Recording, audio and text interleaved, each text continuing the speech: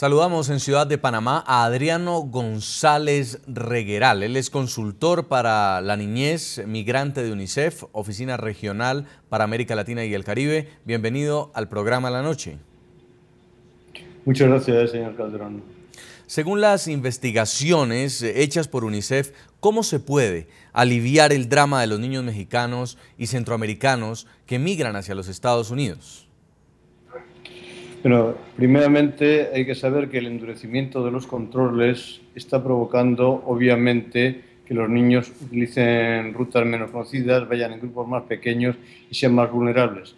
Antes transitaban rutas más conocidas y había albergues y unidades de apoyo a lo largo de estas rutas que les podían dar cobijo, dar comida, dar orientación. Eso en estos momentos está en peligro porque están tomando otro nuevo tipo de rutas dirigidos a menudo por grupos organizados, por redes criminales o, de una manera aún más insegura, por ellos mismos.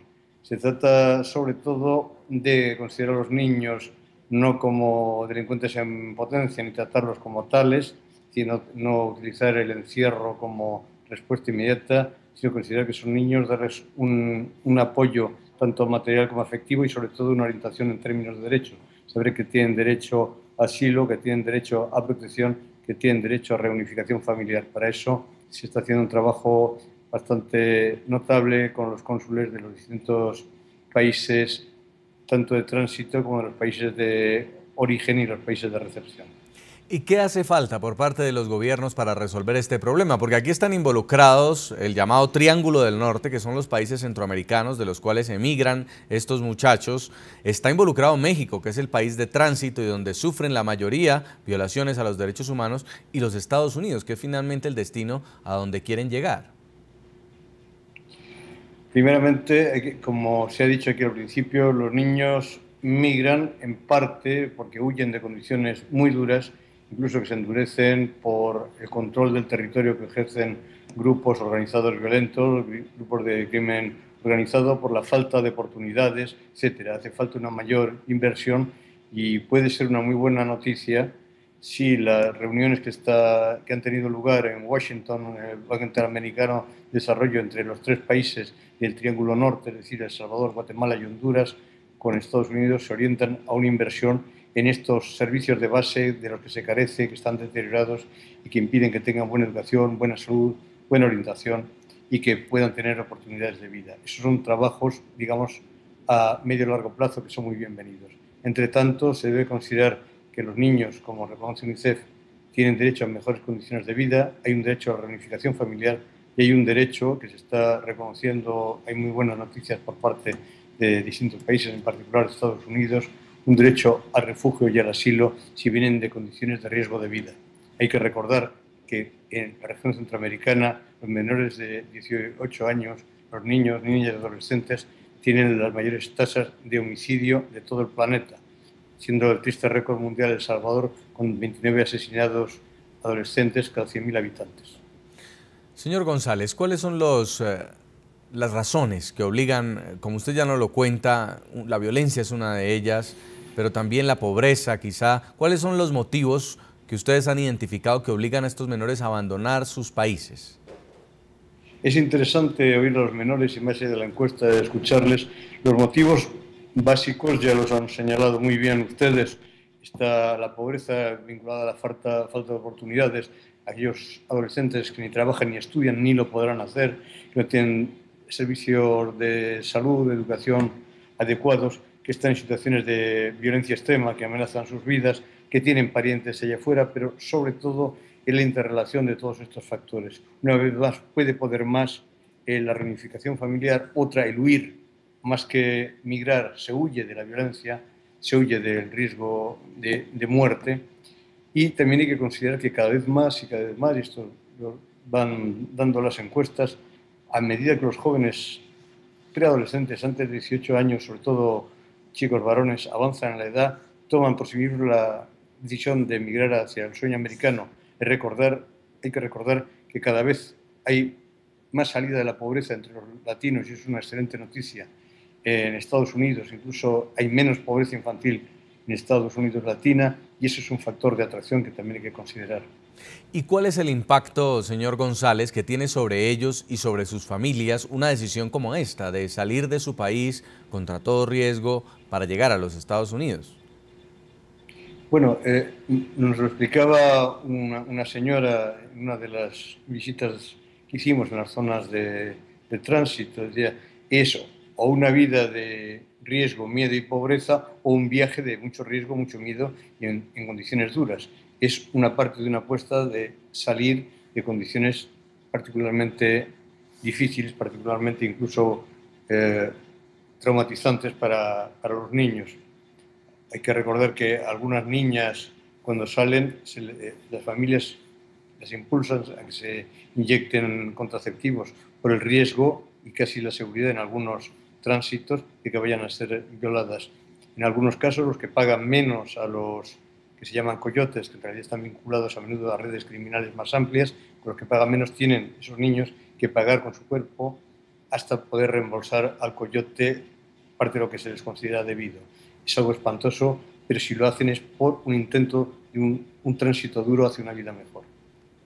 La violencia que desencadenan organizaciones criminales es uno de los factores por los cuales miles de niños deciden iniciar una peligrosa travesía desde países de Centroamérica hacia la frontera sur de los Estados Unidos.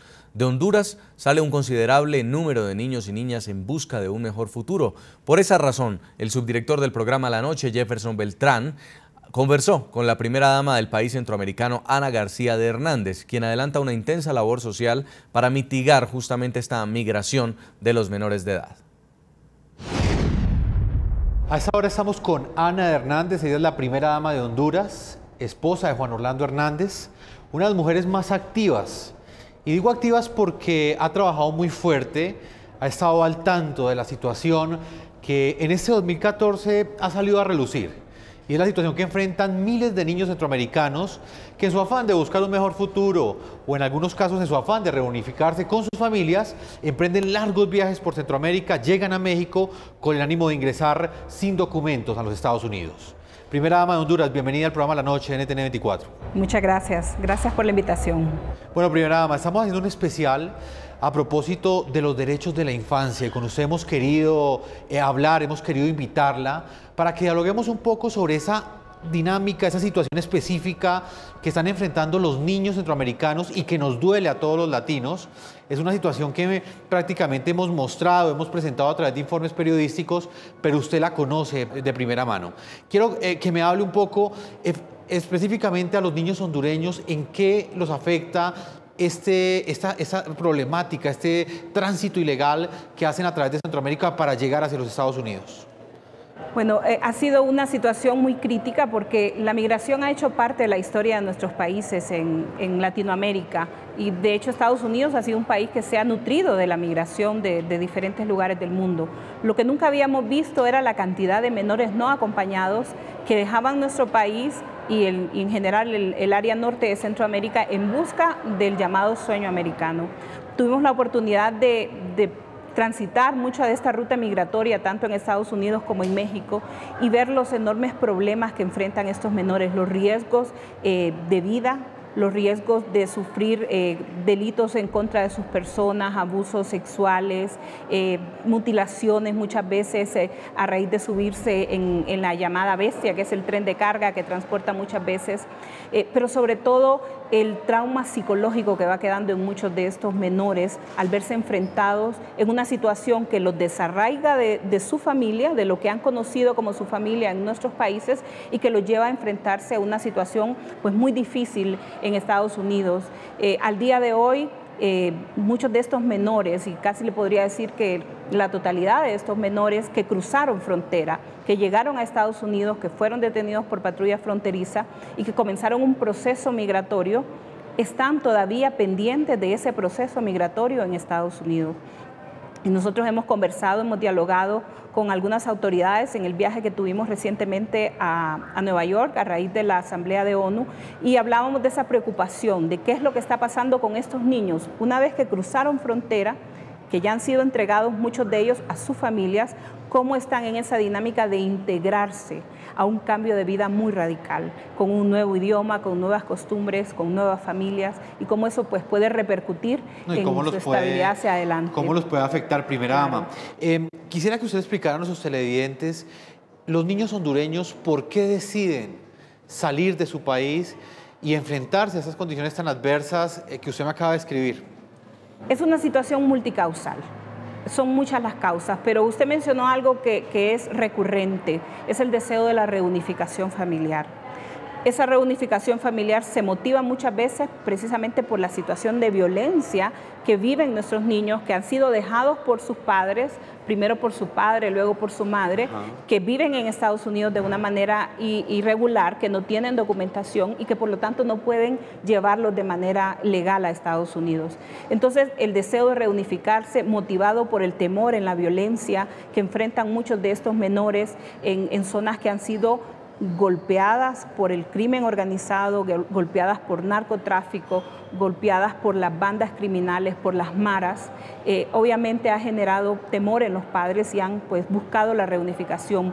Y luego no podemos desconocer que ha habido toda una campaña del mismo crimen organizado a través de los conocidos como coyotes o traficantes de personas que han ganado muchísimo dinero en transportar a estos menores hacia Estados Unidos y que en el camino pues muchos de ellos han perdido incluso la vida o han desaparecido. Primera dama, esta situación salió a relucir en este 2014, pero era una situación que venía de hace muchos años. ¿Por qué cree usted que hasta este año las autoridades, inclusive el gobierno hondureño y las mismas autoridades estadounidenses decidieron ponerle atención a este tema?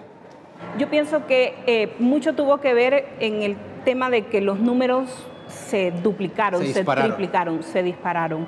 La cantidad de menores ingresando en el momento de la crisis más alta era de más de 1,000 al día, provenientes de diferentes lugares de Centroamérica.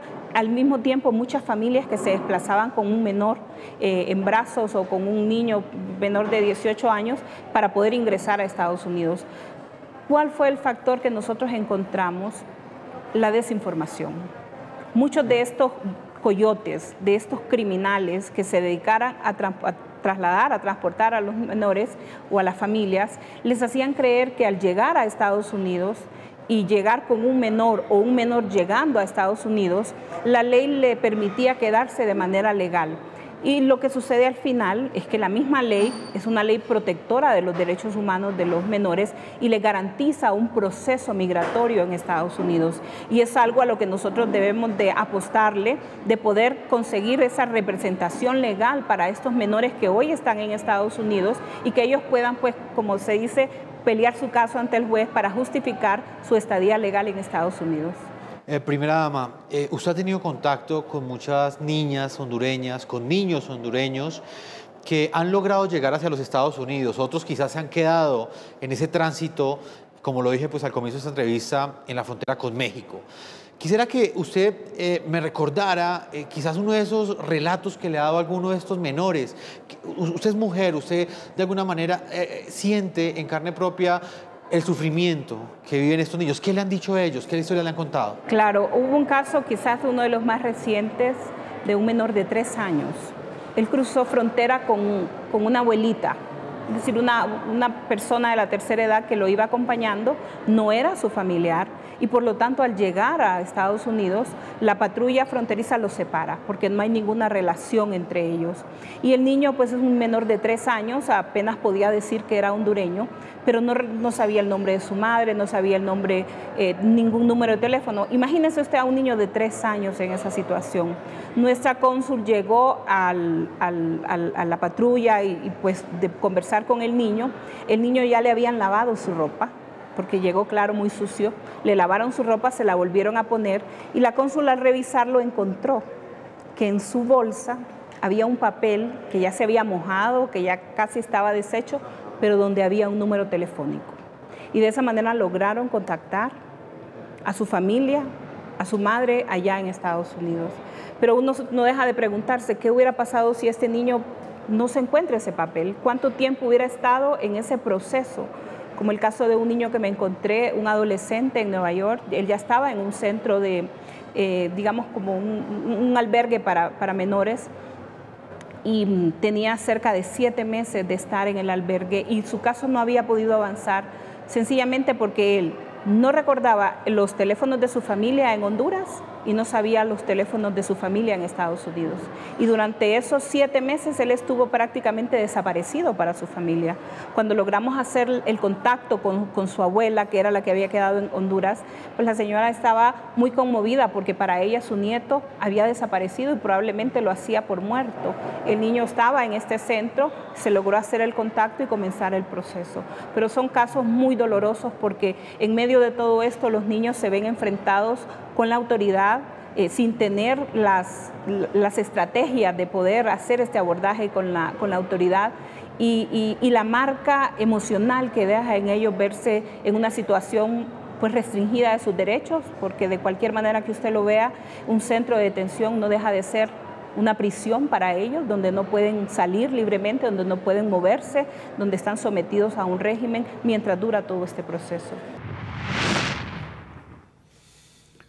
Vamos a una primera pausa comercial en el programa La Noche, pero ya regresamos para continuar analizando la situación de los niños migrantes que desde Centroamérica salen de sus países en busca de un mejor futuro y de oportunidades en los Estados Unidos. Esta es una alianza entre NTN 24 y UNICEF. Ya volvemos. Ya regresamos con La Noche.